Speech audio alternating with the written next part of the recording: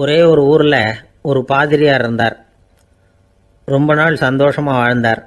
ஒரு நாள் அவர் மடத்து சமையல் அறையில் பாத்திரங்களை கழுவி துலக்கி சுத்தப்படுத்திக்கிட்டு இருந்தார். அந்த சமயத்தில் ஒரு தேவதூதன் அவர் முன்னாடி வந்து நின்னான். இவர் நிமிர்ந்து பார்த்தார். ஆண்டவர் என்னை உங்ககிட்ட அனுப்பியிருக்கிறார், பரலோகத்தில் வாசம் செய்யறதுக்கு உங்களுக்கு நேரம் வந்துட்டுது அப்படின்னு அந்த ஆள். ஆண்டவருக்கு என்னோட ஞாபகம் வந்ததுக்கு நன்றி. ஆனாலும் இப்போ இங்கே நீயே பாரு, எவ்வளவு பாண்டங்கள் பாக்கி இருக்கு, இவ்வளவையும் நான் சுத்தப்படுத்த வேண்டியிருக்கு. நான் நன்றி கெட்டவனாக இருக்க விரும்பலை. இந்த பணியை முடிக்கிற வரைக்கும் என்னுடைய பரலோக வாழ்வை தள்ளி வைக்க முடியுமா? நீ என்ன நினைக்கிற அப்படின்னு கேட்டார். தேவதூதன் தனக்கே உரிய விவேகத்தோட அன்போட பாதிரியாரை பார்த்தான். சரி, என்ன செய்யலாம்ங்கிறத அப்புறம் சொல்கிறேன் அப்படின்னு சொல்லிவிட்டு புறப்பட்டு போயிட்டான். ஒரு நாள் அந்த பாதிரியார் தோட்டத்தில் உள்ள களைகளையெல்லாம் ஒரு களை கொத்தியால் கொத்தி களை எடுத்துக்கிட்டு இருக்கிறார். அந்த சமயத்தில் இந்த தேவதூதன் மறுபடியும் அவர் முன்னாடி நிற்கிறான். பாதிரியார் பார்த்தார். இதை பாரு, இந்த தோட்டம் பூராவும் எவ்வளவு களை மண்டி கிடக்கு, பரலோகம் கொஞ்ச காலம் எனக்காக பொறுத்திருக்கலாம்னு நீ நினைக்கிறியா அப்படின்னு கேட்டார்.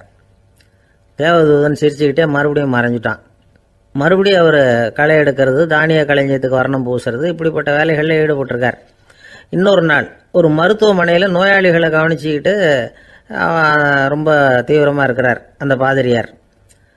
ஒரு நோயாளியோட தாகத்துக்கு தண்ணீர் கொடுத்துட்டு நிமிர்ந்து பார்க்குறப்போ தேவதூதன் மறுபடியும் அவர் முன்னாடி நிற்கிறான்.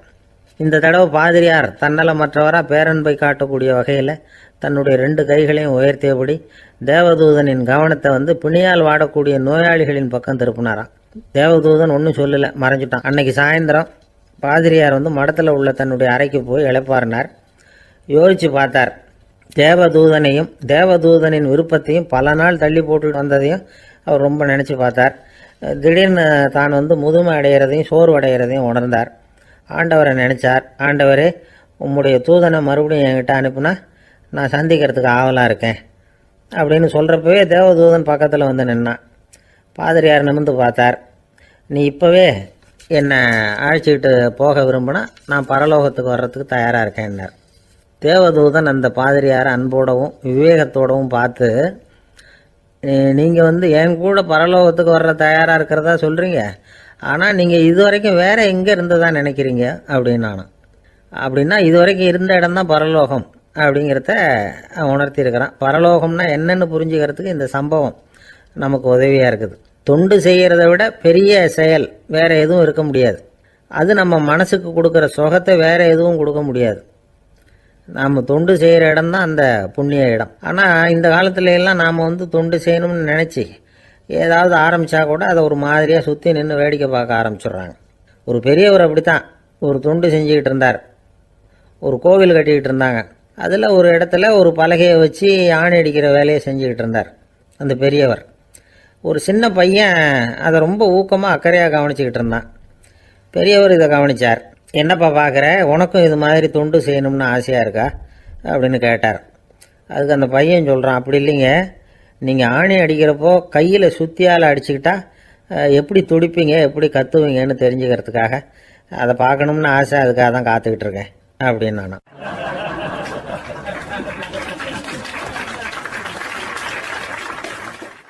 அசோக மன்னர் வந்துகிட்டு இருக்கார். அவருடைய ஆலோசகர்கள் எல்லாம் பக்கத்தில் வந்துகிட்டு இருக்கிறாங்க. அந்த சமயத்தில் எதிரில் ஒரு புத்த பிக்ஷு வர்றார். அசோகர் பார்க்கிறார். ஓடி போய் அவர் காலில் விழுந்து வணங்குறார். அசோக மன்னரின் தலை அந்த புத்த துறவியின் பாதத்தில் பட்டுக்கிட்டு இருக்கு. பக்கத்தில் நின்றுகிட்டு இருந்த அமைச்சருக்கு இது ரொம்ப சங்கடமா போச்சு. ரொம்ப வருத்தப்பட்டார். நம்ம அசோக சக்கரவர்த்தி எப்பேற்பட்டவர், அவரோட தலை ஒரு சன்னியாசியின் பாதத்தில் படுறதா அப்படின்னு நினைச்சு ரொம்ப கவலைப்பட்டார். அரண்மனைக்கு திரும்பினதும் அமைச்சர் மெதுவாக ஆரம்பிச்சார். அரசே, எனக்கு ரொம்ப வருத்தமா இருக்குது அப்படின்னார். எதுக்குன்னார் மன்னர். அசோக சக்கரவர்த்தியின் தலை, அதாவது அந்த சிரம், ரொம்ப மதிப்புமிக்க ஒன்று. அது ஒரு சன்னியாசியின் காலில் படலாமா அப்படின்னார். அசோகர் பதில் சொல்லல, சிரிச்சார், போயிட்டார். அதுக்கப்புறம் ஒரு சரியான சந்தர்ப்பத்துக்காக காத்துக்கிட்டு இருந்தார். ஒரு நாள் அமைச்சரை கூப்பிட்டார். எனக்கு 3 தலைகள் வேணும் அப்படின்னார். சொல்லுங்க, கொண்டுகிட்டு வரேன் அப்படின்னார் அமைச்சர். அசோகர் சொன்னார், முதல்ல எனக்கு தேவையானது ஒரு ஆட்டின் தலை, ரெண்டாவது ஒரு புலியின் தலை, மூன்றாவது ஒரு மனிதனின் தலை. இதுதான் அசோகர் கேட்டது. எங்க இருந்தாலும் கொண்டு வாங்கன்னார். அமைச்சர் புறப்பட்டார். ஆட்டுத்தலை புலி தலை கிடைச்சிட்டுது. அப்புறமா ஒரு சுடுகாட்டுக்கு போய் ஒரு மனித தலையும் சேகரம் பண்ணிட்டு ராஜா கிட்ட வந்துட்டார். அரசே, உங்கள் ஆணைப்படி 3 தலைகளையும் கொண்டு வந்திருக்கிறேன்னார். அசோகர் பார்த்தார். ரொம்ப நல்லது, இப்ப இது 3ஐயும் எடுத்துக்கிட்டு போய் சந்தையில வித்துட்டு வாங்க அப்படின்னார். அமைச்சர் அதுகளை எடுத்துக்கிட்டு சந்தைக்கு போனார். முதல்ல ஆட்டுத்தலை நல்ல விலைக்கு வித்து போச்சு. நல்ல விலை கொடுத்து வாங்கிட்டு போட்டாங்க. அடுத்தபடியா புலி தலைய ஒருத்தர் வாங்கிட்டார். அதை பாடம் பண்ணி வீட்டில் மாட்டி வைக்கலாமே அப்படின்னு நினைச்சு அதையும் வாங்கிட்டு போட்டார். மனித தலையை மட்டும் வாங்கறதுக்கு யாரும் முன் வரல. எல்லாரும் அதை பார்த்துட்டு விலகி போக ஆரம்பிச்சாங்க. அமைச்சர் திரும்பி வந்தார். அரசே, இந்த தலையை மட்டும் யாரும் வாங்க மாட்டேங்கிறாங்க அப்படின்னார். சரி, பரவாயில்ல, இதை இலவசமாவே எனாமாவே யாருக்கிட்டையாவது கொடுத்துட்டு வந்துருங்க அப்படின்னார். அமைச்சர் மறுபடியும் சந்தைக்கு போனார்.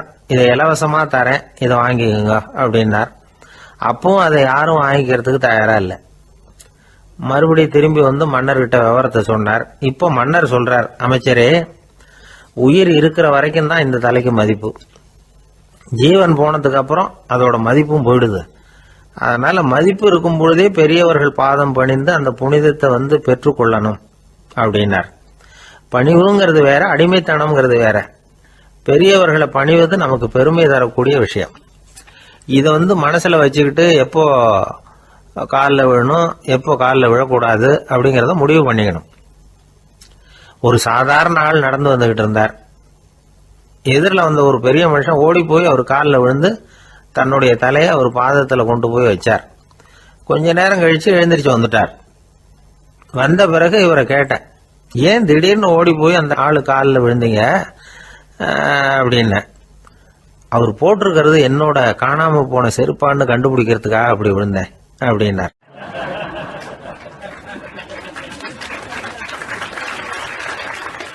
வாழ்க்கையில் சில சந்தர்ப்பங்களில் நாம் சில அவமானங்களை சந்திச்சே தீர வேண்டியிருக்கு. என்ன பண்ணுறது, காலம் அப்படி. அவமானப்படுறவங்க உடனே அடங்கி போயிடுறது தான் உலக வழக்கம். அவமானப்பட்டால் உடனே சீறி எழறவங்களும் உண்டு. ஆனால் அதையே ஒரு சவாலாக எடுத்துக்கிட்டு முன்னுக்கு வர்றவங்களும் சில பேர் இருக்கிறாங்க. அவங்க ரொம்ப அபூர்வம். இன்றைக்கி மனோதத்துவ நிபுணர்கள்லாம் என்ன சொல்கிறாங்க தெரியுமா? அவமானப்பட்டுட்டா உடனே அடங்கி போயிடக்கூடாதான். அதையே ஒரு சவாலாக எடுத்துக்கிட்டு மனசில் ஒரு வைராக்கியத்தோடு முயற்சி பண்ணினா வாழ்க்கையில் எல்லாரும் முன்னேறலாமா. அவமானங்கிறத நாம் வைராக்கியமாக மாற்றிக்கணும்.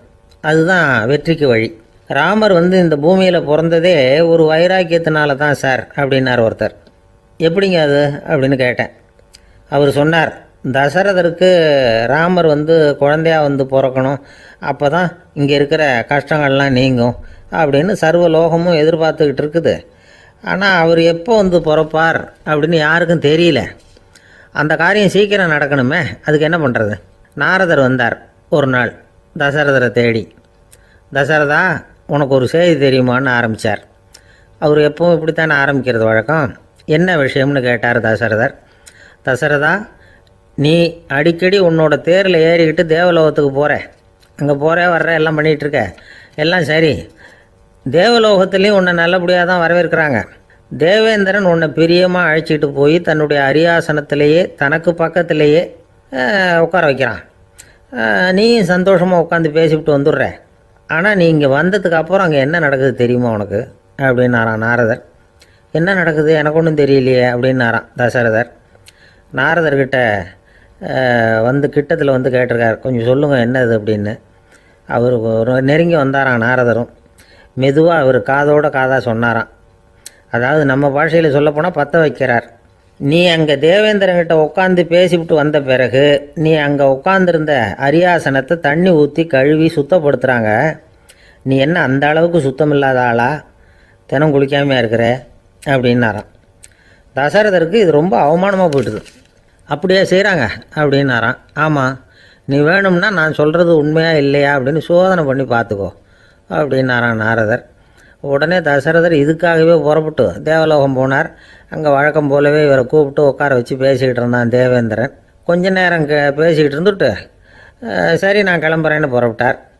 சரி அவனும் வாசல் வரைக்கும் வந்து வழி அனுப்பி வச்சுட்டு உள்ளே போயிட்டான். தசரதர் வெளியில் கொஞ்சம் நேரம் மறைஞ்சி இருந்துட்டு மெதுவாக உள்ளே எட்டி பார்த்தார் என்ன நடக்குதுன்னு. நாரதர் சொன்னது உண்மைதான். தசரதர் உட்காந்துருந்த ஆசனத்தை அங்கே 2 தேவர்கள் கழுவி சுத்தப்படுத்திக்கிட்டு இருக்கிறாங்க. தசரதரால் இதை தாங்கிக்க முடியல. அவருக்கு ரொம்ப அவமானமாக போச்சு. நேராக கிடுகிடுன்னு தேவேந்திரங்கிட்டே போனார். நான் உட்காந்துருந்த இருக்கையே சுத்தம் பண்ணுறியே, நான் என்ன அந்த அளவுக்கு பாவியா அப்படின்னு கேட்டார். ரொம்ப கோபமாக கேட்டார். தசரதரே, மனுஷனுக்கு 3 கடன்கள் உண்டு. தேவ கடன், ரிஷி கடன், பித்ரு கடன். இதை தீர்க்காதவன் பாவியாகிறான். இதில் மகனை பெறுவதால் தான் பித்ரு கடன் தீரும். உனக்கு மகன் கிடையாது, அதனால் நீ பாவியாகிற. பாவி உட்காந்துருந்த இடம்ங்கிறதுனால அதை சுத்தம் செய்ய வேண்டியது எங்கள் கடமை அப்படின்னு நானான் தேவேந்திரன். இந்த இடத்துல தசரதருக்கு ஏற்பட்ட அவமானம் ஒரு வைராக்கியமாக மாறிச்சு. தேவேந்திரனே கேட்டுக்கோ, ஒரு மகனை பெற்ற பிறகு தான் இந்த சபையில் மறுபடியும் அடி எடுத்து வைப்பேன் அப்படின்னு சொல்லிவிட்டு போயிட்டாரான். போய் புத்திர காமேஷ் யாகம் பண்ணார். புத்திரர்கள் பிறந்தார்கள். இந்த கதையில் உள்ள கருத்து என்னென்னா, தேவேந்திரன் தசரதரை அப்படி அவமானப்படுத்தலைன்னா அவருக்கு இப்படி ஒரு வைராக்கியம் பிறந்திருக்குமா யோசிச்சு பார்க்கணும். நமக்கு ஏற்படுகிற சில அவமானங்களையும் வைராக்கியமாக மாற்றிக்குவோம். அப்படி மாற்றிக்கிட்டோம்னா வாழ்க்கையில் வந்து முன்னேறலாம். நம்ம ஆளுங்க சில பேர் அவமானத்தை வந்து வைராக்கியமாக மாற்றிக்கிறது எப்படி தெரியுமா? நம்மக்கிட்ட ஒரு பையன் சொன்னான், எங்கள் அப்பா என்னை எல்லாருக்கும் முன்னாடி வச்சு திட்டிவிட்டார், பொறுப்பு இல்லாமல் ஊர் சுற்றுறேன்னு சொல்லி அவமானப்படுத்தி விட்டார். இனிமேல் நீ என் முகத்திலேயே முழிக்காதரா போடான்னு வேற சொல்லிவிட்டார். எனக்கு ரோஷம் வந்துட்டுது. அந்த அவமானத்தை வைராக்கியமாக மாற்றிக்கிட்டேன். அன்னையிலேருந்து அவர் முகத்திலேயே முழிக்கிறதில்ல அப்படின்னா. அப்படியான்னு கேட்டோம். ஆமாங்க, அவர் வீட்டில் இல்லாத நேரமாக பார்த்து உள்ளே சமையல் கட்டுக்கு போய் சாப்பிட்டுட்டு நைஸாக வெளியில் வந்துடுவேன் அப்படிங்கிறான் அவன்.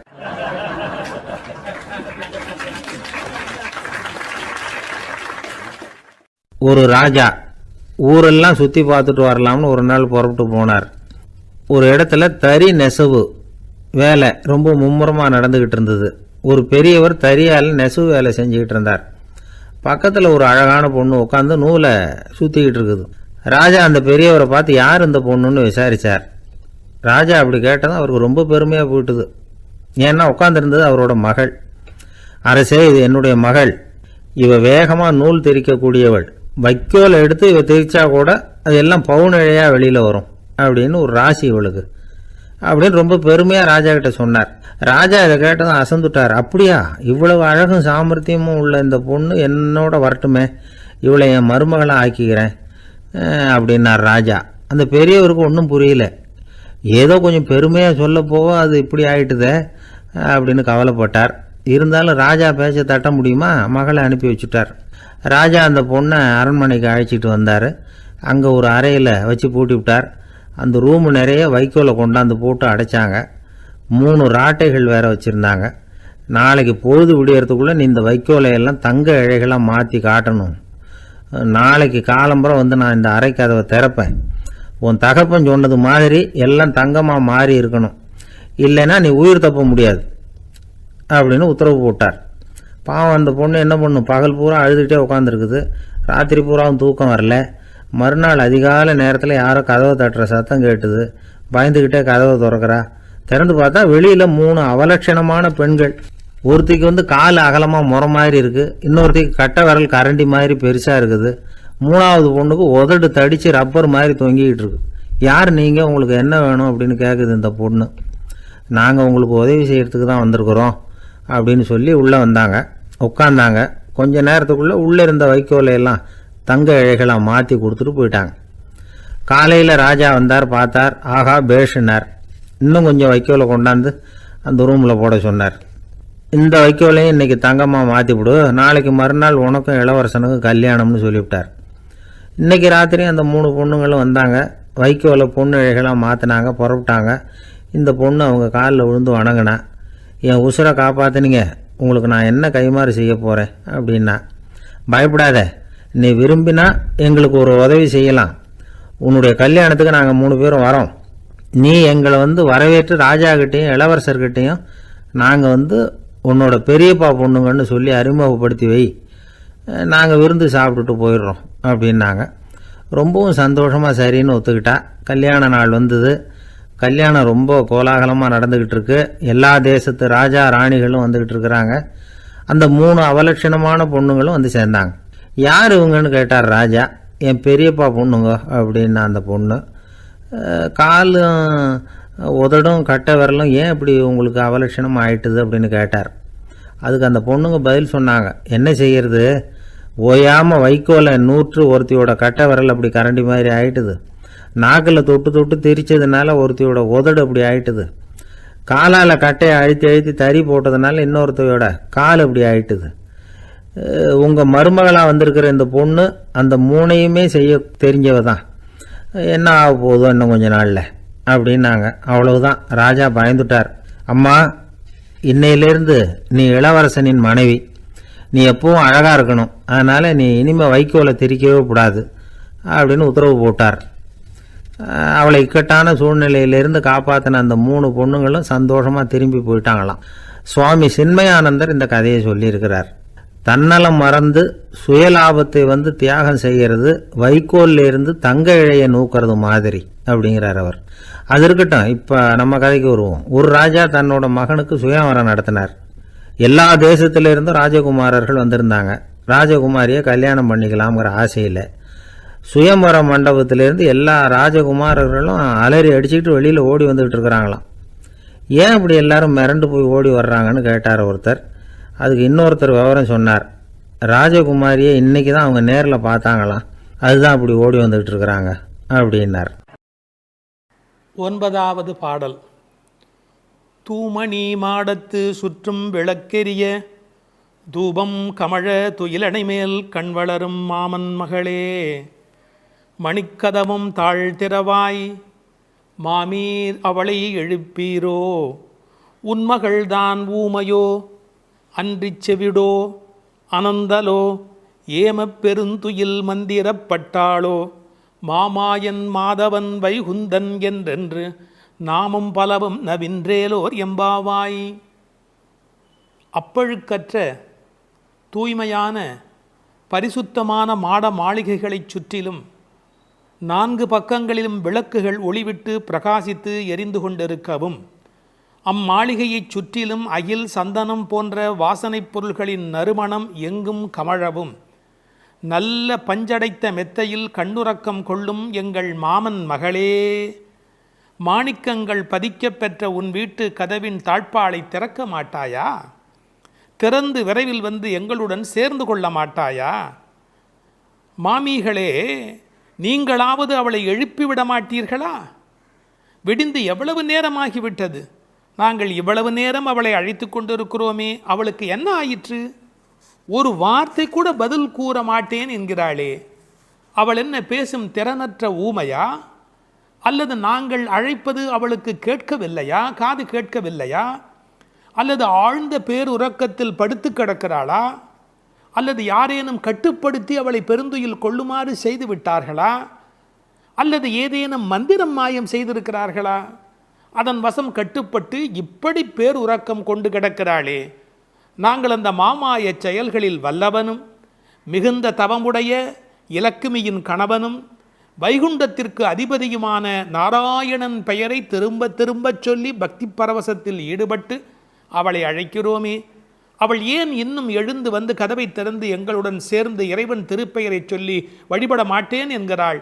நீங்களாவது கேட்டுச் சொல்லுங்களேன் என்கிறார்கள். இந்த பாடலின் திரண்ட பொருள் இது.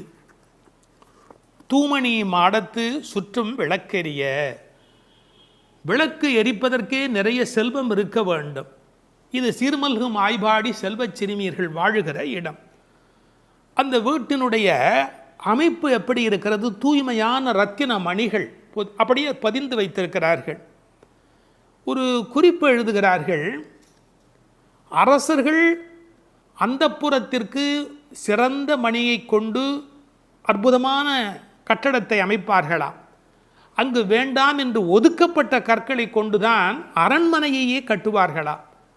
இது துவளில் மண்டபம், அது தூமணி மாடம் என்று அதற்கு ஒரு விளக்கம் சொல்கிறார்கள்.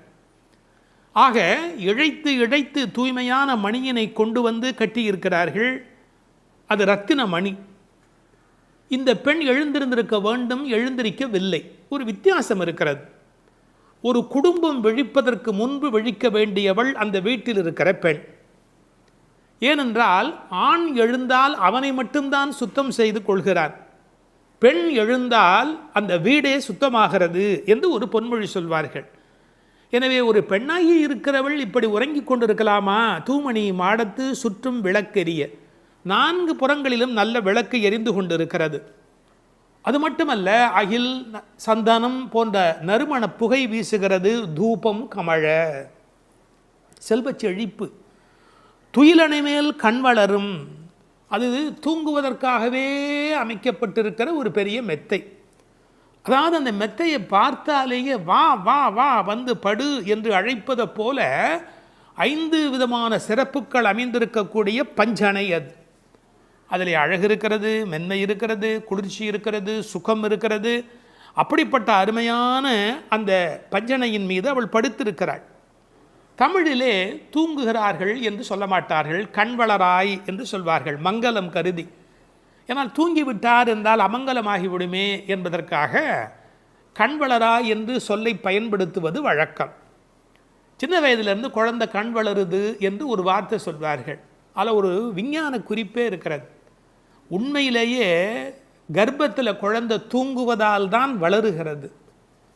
அது ஒரு 10 மாத காலம் தாயின் கர்ப்பத்தில் கண் திறக்காது. கண் திறந்து விட்டால் ஊமை, அது விதவிதமான குறைபாடு உடைய ஊனமான குழந்தையாக வந்து பிறக்கும் என்று விஞ்ஞான குறிப்பு இருக்கிறது. அந்த குழந்தை கண்களை மூடிக்கொண்டு தூங்கிக் கொண்டே இருக்கும். அதில் என்ன ஆச்சரியம் என்று கேட்டால், அப்போதான் அது வளருகிறது. ஒரு புள்ளியிலிருந்து ஒரு குழந்தையாக முழுமையாக வளருகிறது. அந்த கண் வளருதல் என்பதில் தூங்கும்போது வளர்ச்சி நிகழ்கிறது என்கின்ற ஒரு குறிப்பு இருக்கிறது. மனிதனுக்கு கூட தூக்கம் அவசியம். ஏன்னா உடம்பில் இருக்கிற செல்கள் தங்களை புதுப்பித்துக் கொள்வதற்கு மனிதன் தூங்க வேண்டி இருக்கிறது. அடுத்து உறவு சொல்லி அழைக்கிறாள், மாமன் மகளே. இவள் அந்தணகுல பெண் என்றாலும் ஆயர் குலமகளாக ஆகும் விருப்பத்தின் காரணமாக ஒரு சம்பந்தத்தை ஏற்படுத்தி கொள்கிறாளாம். இதை உரையாசிரியர்கள் எழுதும்போது ஒரு அழகான வாக்கியமாக குறிப்பிடுகிறார்கள். திருவாய்ப்பாடியிலே ஒரு பிரகிருதி சம்பந்தம் தனக்கு உஜ்ஜீவன ஹேதுவாக ஆண்டாள் ஆசைப்பட்டபடி, அழகிய மணவாளப் பெருமாள் நாயனாருடைய வியாக்கியானத்திலே திருவாய்ப்பாடியிலே ஒரு பிரகிருதி சம்பந்தம் தனக்கு உஜ்ஜீவன ஹேதுவாக ஆண்டாள் ஆசைப்பட்டபடி மாமன் மகளே என்று உறவு சொல்லி அவள் அழைக்கிறாள். மணிக்கதவம் தாழ்த்திரவாய், அது உள்ளிருப்பது வெளியே தெரியும்படி அமைக்கப்பட்டிருக்கிற ஒரு வீடு. அவள் எப்படி தூங்குகிறாள் என்பது கூட வெளியே தெரிகிறது. அந்த கட்டில், அந்த மெத்தை, அந்த விளக்கு எரிகிறது. இந்த பாடலே மிக ரசமான ஒரு பாடல். திருப்பாவையில் 30 பாட்டு அழகு என்று சொன்னால் இந்த பாட்டுக்கு என்று தனியான ஒரு ரசனை உலகத்தில் தனியான ஒரு கூட்டமே உண்டு. மணிக்கதவம் தாழ்த்திரவாய், நீ வந்து திற. ஏன்னா எழுந்து வந்து திறக்கிற போது நாங்களாக திறந்து கொண்டு உள்ளே வந்தால் அது மரியாதையாக இருக்காது ஒரு வீட்டுக்குள்ளே. நீ வந்து திற. ஆனால் அவள் அசைவதாக தெரியவில்லை. அவளுடைய அம்மா எழுந்து விட்டாள். அவள் மற்ற வேலைகள் பார்த்து கொண்டிருக்கிறாள். அதனால் உறவு சொல்லி அவளை அழைக்கிறார்கள். மாமீர், அவளை எழுப்பீரோ? நீங்கள் அவளை எழுப்பிவிடக்கூடாதா? அப்படி தூங்கி கொண்டிருக்கிறாளே. உன் மகள்தான், தன்னுடைய தோழியினுடைய தாயை பார்த்து சொல்கிறாள், உன் மகள்தான் ஊமையோ அன்றி செவிடோ. என்ன பொருள் தெரியுமா? பேச்சு வராதவர்கள் என்று பொருள் அல்ல. ஊமை என்ற சொல்லுக்கு இறை நாமம் சொல்லாதவர் என்று பொருள் என்று எழுதுகிறார். இறைவனுடைய நாமத்தை சொல்ல வேண்டிய சந்தர்ப்பத்தில் சொல்லவில்லை என்றால் பிறகு நாக்கிருந்து என்ன பையன்? பேசாத நாளெல்லாம் பிறவா நாளே என்பார்கள் அல்லவா.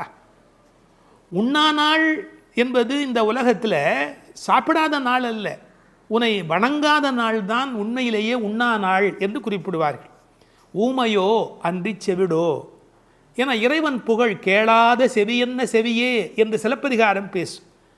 இந்த பெருமானுடைய புகழை நாங்கள் சொல்லுகிறோம், அவள் காதிருந்தும் கேட்கவில்லையே.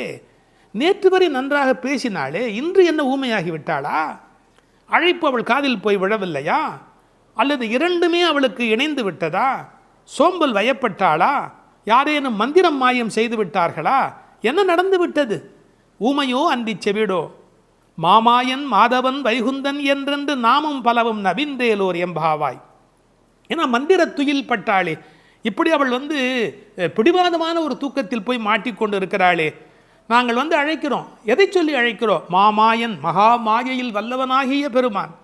மாதவன் நம்முடைய சாதாரண தவம் அல்ல, எல்லா தவங்களுக்கும் அப்பாற்பட்ட பெரும்பொருள். அந்த தவத்தால் அடைய வேண்டியவன் கருணையினால் தானாகவே நம்மிடத்தில் வருவதால் அவன் மாதவன். வைகுந்தத்தில் இருக்கிறவன் என்றாலும் கருணை காரணமாக ஒவ்வொரு கோயிலிலும் அர்ச்சாவதாரத்தில் எழுந்தருளி இருக்கின்றவன். வைகுண்டபதி என்றாலும் இந்த பூமிக்கு வந்து கிடைக்கிறவன். வைகுந்தன் என்றென்று நாமும் பலவும் நவின்று. உண்மையிலேயே திருப்பாவையினுடைய நோக்கமே இறைவனுடைய நாமத்தை பல வகையில் சொல்வது. இறைவனுடைய நாமத்துக்கு மிகுந்த சக்தி அதிகம். கட்டிப்பொன் போலே அவன், பணிப்பொன் போலே திருநாமம் என்று உரை எழுதுவார்கள். அதாவது தங்கத்தில் ஒரு பெரிய கட்டி இருந்தால் கூட அதை வைத்துக்கொண்டு என்ன பண்ணுவது? ஆனால் பணிக்கப்பட்ட பொன், வளைக்கப்பட்ட பொன்னாக இருந்தால் அது பல சமயத்தில் ஆபத்துக்கு உதவும். ஒரு மோதிரமாக இருந்தால் அடகு கடையில் வைத்து கூட ஒரு ஆபத்திலேருந்து வெளியில் வரலாம். இறைவன் வைகுந்தத்திலே இருக்கிறான் என்று சொன்னால் கட்டிப்பொன் போலே, ஆனால் பணிப்பொன் போலே அவனுடைய திருநாமம், நாமம் பலவும். இன்னும் கூட நிறைய விளக்கங்கள் சொல்வார்கள். இறைவனுடைய நாமம் இறைவனை விட செல்வாக்கு உடையது என்று. ஒரு வங்கிக்கு போகிறோம், செக்கில் கையெழுத்து போட்டு கொடுத்தா நம்ம கையெழுத்துக்கு தான் அதிக பலம் இருக்குமே ஒழிய நாமே போய் நின்று கொண்டு பணம் கொடுன்னு கேட்டால் கூட கொடுக்கறதுக்கு யோசிப்பா. எப்படி கொடுப்பார்கள்? கையெழுத்துக்கு அவ்வளோ பெரிய சக்தி இருக்கிறது. அதுபோல் நாமும் இறைவனை காட்டிலும் வலிமை உடையது என்று ஒரு குறிப்பு சொல்வார்கள். ஒரு சின்ன வரலாறு. காஞ்சி மகா சுவாமிகள் உடல்நலக் குறைவு மாதிரி ஜுரத்தில் இருக்கிறார்கள். மருத்துவர் வர சொன்னார்கள். அவர் உடனே மருந்தெல்லாம் கொடுக்க வேண்டி இருக்குமோ என்ற எண்ணத்தில் அவர் வந்தார். உன்னை யார் இப்படிலாம் வர சொன்னா? நீ உட்கார், நான் இப்போ என்னுடைய டெம்பரேச்சர் எடுத்துக்கோ, விஷ்ணு சஹஸ்ரநாமம் சொல்ல போகிறேன், சொல்லி முடித்ததுக்கப்புறம் டெம்பரேச்சர் எப்படி இருக்குது பார் அப்படின்னு சொல்லிட்டு விஷ்ணு சஹஸ்ரநாமம் சொல்லுவதற்கு முன்பு ஜுரம் இருந்தது. சொல்லி முடித்த பிறகு ஜுரம் இல்லவே இல்லை. உன்னை எதுக்கு தெரியுமா கூப்பிட்டேன்? மருந்து கொடுத்து தான் இதை காப்பாற்றணுங்கிறது இல்லை, விஷ்ணு சஹஸ்ரநாமம் சொன்னாலேயே ஜுரம் போயிடும்னு தெரிஞ்சுக்கோ என்று ஒரு செய்தி சொன்னதாக ஒரு வரலாறு உண்டு. அவனுடைய நாமம் எல்லா நோய்களையும் போக்கக்கூடியது. அந்த நாமம் பலவும் நவின்றேலோர் எம்பாவாய். அந்த நாமங்களை நாம் வாய் திறந்து பாடுவோம் என்பதாக இந்த பாட்டு நிறைவு பெறுகிறது. திருப்பாவை 10ஆம் பாடல். நோற்றுச் சுவர்க்கம் புகுகின்ற அம்மனாய், மாற்றமும் தாராரோ வாசல் திறவாதார், நாற்றத்துழாய் முடி நாராயணன் நம்மால், போற்றப் பறைதரும் புண்ணியனால், பண்டொரு நாள் கூற்றத்தின் வாய் வீழ்ந்த கும்பகர்ணனும் தோற்றும் உனக்கே பெரும் துயில்தான் தந்தானோ, ஆற்ற அனந்தல் உடையாய் அருங்கலமே தேற்றமாய் வந்து திறவேலோர் எம்பாவாய். இந்த பாடலை நோன்பின் பெருமையால் கண்ணனை கையில் கனிபோல் அடைந்த ஒரு பக்திமிக்க பாவை எழுப்பப்படுகிறாள் என்றும் பார்க்கலாம். அல்லது தூக்கத்தையே நோன்பாக கருதி சோம்பி கிடக்கிற ஒருவளை கேலி பேசுவதாகவும் பொருள் கொள்ளலாம். இப்போது பாடலின் பொருளை முதலில் பார்ப்போம். நோன்பின் பலன் கைவரப் பெற்று அதன் விளைவாக சொர்க்கத்தையே அடைகின்ற பெண்ணே, அந்த சொர்க்கத்தினுள்ளே புகும் பெண் என்றாலும் உறக்கத்தை நோன்பாக கொண்டவளே என்று இன்னொரு பொருள். நீ வாயில் கதவைத்தான் திறக்கவில்லை, வாயை திறந்து பதில் கூடவா சொல்லக்கூடாது? மனம் நிறைந்த திருத்துழாய் துளசி மாலையை திருமுடியில் அணிந்திருக்கிற நாராயணன், நமது போற்றுதலை ஏற்று பலனை வழங்குகின்ற புண்ணியன், முன்னொரு காலத்தில் யவனுக்கு இரையாகி போன கும்பகர்ணன் உன்னுடன் தூக்கப் போட்டிக்கு வந்து தோற்று பெரிய தூக்கத்தை தன் தோல்வியின் அடையாளமாக உனக்கு வழங்கிவிட்டானா என்ன? மிகுந்த சோர்வும் சோம்பலும் ஏன் உனக்கு? இந்த குழுவுக்கே ஒப்பற்ற அணிகலன் போல விளங்குகிறளா அல்லவா நீ? படுக்கையை விட்டு தெளிவுடன் எழுந்து வந்து கதவை திற என்று வெளியில் நின்ற தோழியர் உள்ளே படுத்திருப்பவளை அழைக்கிறார்கள். இதுவே பாடலின் திரண்ட பொருள். இங்கே கேலியும் கிண்டலும் கூட ஒரு வகையான விளையாட்டாக எடுத்துக்கொள்ள ஒரு பகுதி இடம் கொடுக்கிறது. ஒரு பெண் சொல்லி இருக்கிறாள், நான் கடுமையான தவம் பண்ணி சொர்க்கம் போகப் போகிறேன் என்று இவர்கள் பேசிக்கொண்டிருக்கிற போது தோழிகளுக்கு மத்தியில் சொல்லி இருக்கிறாள். அவளை இப்போது எழுப்ப வந்திருக்கிறார்கள். ஆஹா அடியம்மா, நீ சொர்க்கம் போகிற லட்சணம் என்ன என்று எங்களுக்கு தெரியாதா? நோற்று சொர்க்கம் போகுகின்ற அம்மனாய், நீ தவம் பண்ணி சொர்க்கம் போவேன் என்று சொன்னாயே, இப்போது படுத்து கிடக்கிறாயே. இப்படி எடுத்துக்கொண்டால் அது ஒரு கேலியான கிண்டலான அவளை பற்றி பேசுகிற ஒரு விளையாட்டு பேச்சாக பொருளாகிறது. உண்மையிலேயே எடுத்துக்கொண்டால் அவள் உண்மையான கடினமான முயற்சி உடையவள், எல்லா நோன்புகளையும் சரியாக மேற்கொள்ளுகிறவள், நாளை வைகுந்தம் சேர வேண்டும் என்ற எண்ணத்தில் தன் வாழ்நெறியை அமைத்து கொண்டவள். எனவே நோற்று சொர்க்கம் புகுகின்ற அம்மனாய் பெருமைக்கு உரியவளே, நீ தவம் பண்ணி மேலே போவேன் என்று சொன்னாயே, இப்போது தூங்கிக் கொண்டிருக்கிறாயே என்று 2 வகையிலேயும் பாவத்தை மாற்றி பொருள் சொல்லக்கூடிய பாடல் வரி இது. சொர்க்கம் எது, நரகம் எது? ராமாயணத்திலே சீதா பிராட்டியார் சொல்கிறார், உன்னோடு இருப்பது தான் எனக்கு சொர்க்கம். ராமனிடத்திலே சொல்கிறார், உன்னை பிரிந்தால் அது நரகமாக ஆகிவிடுகிறது.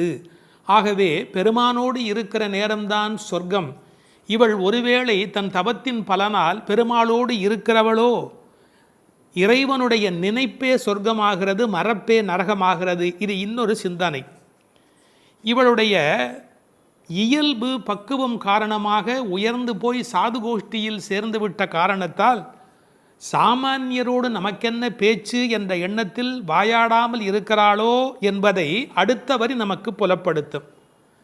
தனக்கு உரிய நல்ல கோஷ்டியிலே இருப்பது, சிறந்தவர்களோடு அந்த வர்க்கத்தில் இருப்பது தான் சொர்க்கமாக மாறுகிறது.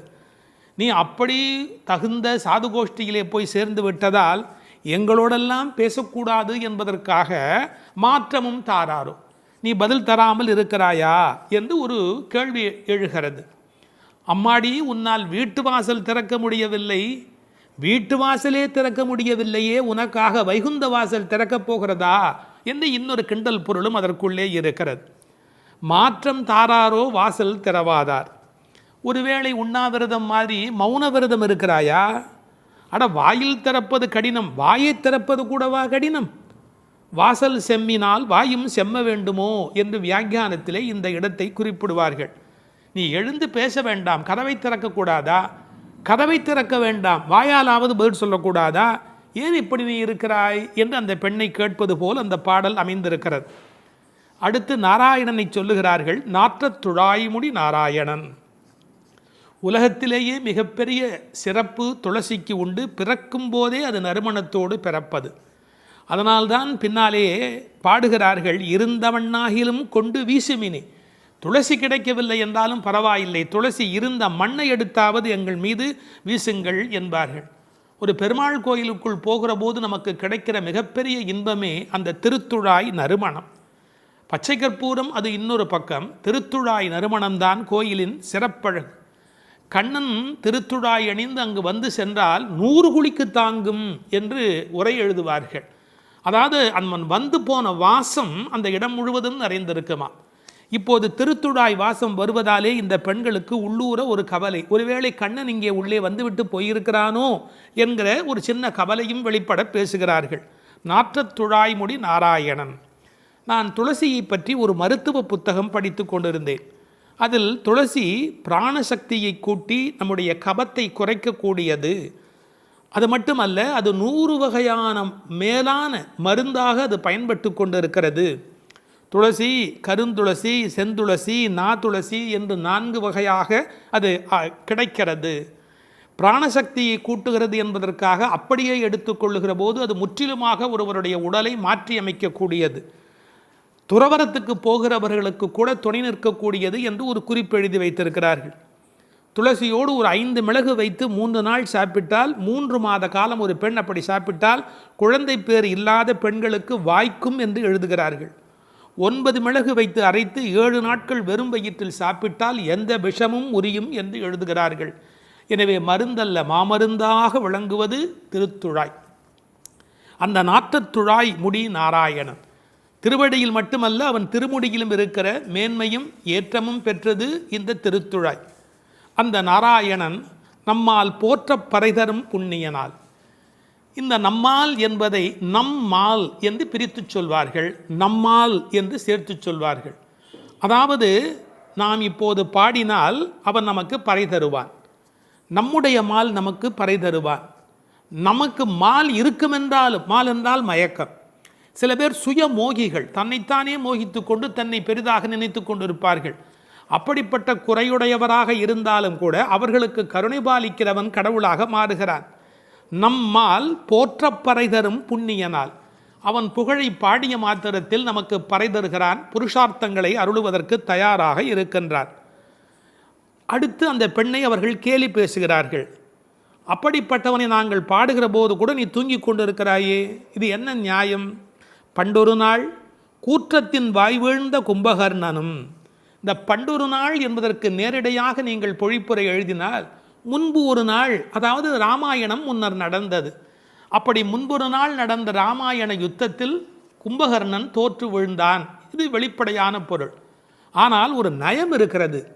பண்டு ஒரு நாள், ராமாயண கதை படித்தவர்களுக்கு தெரியும், ராவணனை போன்றவர்கள் முதல் நாள் போருக்கு வருகிறார்கள், பின்னாலும் வருகிறார்கள். இந்திரஜித்தன் ஒரு நாள் வருகிறான், பிறகு இன்னொரு நாள் வருகிறான். ஆனால் கும்பகர்ணன் ஒரே ஒரு நாள் தான் போருக்கு வருகிறான், அன்றே மாண்டு போய் விடுகிறான். இந்த மிகப்பெரிய வரலாற்று குறிப்பை பண்டொரு நாள் கூற்றத்தின் வாய்வீழ்ந்த கும்பகர்ணன் என்று குறிக்கிறாள். கூற்றத்தின் வாய்வீழ்ந்த கும்பகர்ணன் என்றால் யமனுடைய வாயில் வந்து விழுந்த கும்பகர்ணன். ராமன் கொன்றான் என்று பழி சொல்ல விருப்பமில்லை. ஒருவர் தண்ணீர் குடிப்பதற்கு ஏரி வெட்டி வைக்கிறார், அதில் வந்து ஒருவர் விழுந்து விட்டால் அது ஏரி வெட்டி அவருடைய தவறா? அது மாதிரி தயரதன் பெற்ற மரகத மணித்தடம் ஸ்ரீராமன், அதில் வந்து விழுந்து இறந்தவன் கூற்றத்தின் வாய்வீழ்ந்த கும்பகர்ணன் என்று நயம்பட பேசுகிறார். 6 மாதம் தூக்கமுடையவன் அவன் தோற்றும் உனக்கே பெருந்துயில்தான் தந்தானோ. தோற்றவர்கள் வெற்றி பெற்றவர்களுக்கு ஒரு பரிசு தர வேண்டும். அப்படி கும்பகர்ணன் தோற்றவன் இந்த தூக்கத்தை இவளுக்கு பரிசாக கொடுத்து விட்டு போயிருக்கிறான். கும்பகர்ணன் இவளோடு போட்டி போட்ட போது இவள் வெற்றி பெற்று விட்டாளாம். அந்த கேலி பேசுகிறார்கள், தோற்றும் உனக்கே பெரும் தொழில்தான் தந்தானோ. சோம்பல் எல்லா நோய்களுக்கும் மகப்பேறு மருத்துவ மறை. ஆங்கிலத்திலே என்தூசியாசம் என்று ஒரு வார்த்தை சொல்கிறார்கள். அதை பற்றி ஆழமான பொருள் சொல்லுகிறவர்கள், என்தூசியாசம் என்றால் உற்சாகம் என்று மட்டும் பொருள் அல்ல, இறைமையில் நிறைந்தவர் என்று ஒரு பொருள் கொள்ளுகிறார்கள். எனவே சோம்பல் இறைநிலைக்கு எதிரானது, உயிர்ப்பு இறைநிலைக்கு அடையாளமானது. நீ இப்படி கும்பகர்ணனை போல் தூக்கத்தில் இருக்கிறாயே, நீ அனந்த நிலையில் இருக்கிறார், அதாவது தூக்கமும் இல்லை விழிப்பும் இல்லை, அந்த நிலையில் இருக்கிறாய், ஆற்ற ஆந்தல் உடையாய். ஆனால் நீ யார்? எங்களுக்கு அரும் கலை. நீ வந்தால் எங்கள் கோஷ்டிக்கே பெருமை, எங்கள் கோஷ்டியே ஒளி வீசக்கூடியது, எங்களுக்கு நல்ல அணிகலன் நீ. தேற்றமாய் வந்து திரவேலோர் எம்பாவாய். தேற்றமாய் என்றால் படுத்த நிலையிலேயே அப்படியே எழுந்து வெளியிலே வந்து விடாதே. அதுக்கு ஒரு உரை சொல்வார்கள், வால்மீகத்தில் இலக்குவனை பார்க்க தாரை வந்த மாதிரி வந்து விடாதே, நீ உன்னை அழகுபடுத்தி கொண்டு திருத்தமாக வர வேண்டும் என்ற குறிப்பை அருங்கலமே தேற்றமாய் வந்து திரவேல் என்று பாடுகிறார்கள்.